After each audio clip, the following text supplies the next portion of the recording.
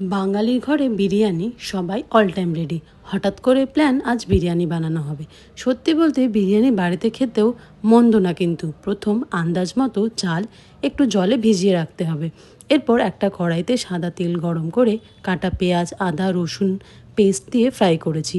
পেঁয়াজের কালার লালচে হয়ে গেলে এতে ম্যারিনেট করা চিকেনগুলো দিয়েছি। ম্যারিনেট করেছি পেঁয়াজের রস, আদা রসুন পেস্ট, টক দই আর সামান্য সাদা তেল। এরপর জিরে, ধনে, লঙ্কা গুঁড়ো আর বিরিয়ানি মশলা ওপর থেকে ছড়িয়ে দেব। এরপর স্বাদ মতো নুন আর একটু চিনি। এবার ঢাকা দিয়ে রেখেছি কিছুক্ষণ।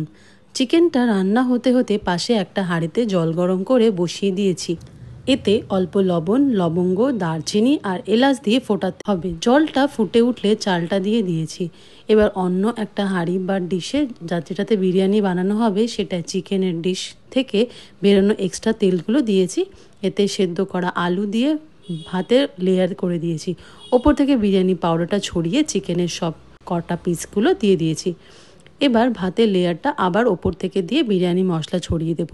এতে ইতার আর গোলাপ জল ছড়িয়ে দিয়েছি। ওপর থেকে সেদ্ধ করা ডিম দিয়েছি আর এক্সট্রা ফ্লেভারের জন্য একটু ঘি অ্যাড করেছি। এরপর দমে বসিয়ে কিছুক্ষণ রেখে দিতে হবে। কি কেমন লাগলো বানানো এই বিরিয়ানি? ভালো লাগলে ভিডিওটি লাইক, শেয়ার, সাবস্ক্রাইব আর ফলো করে দিও।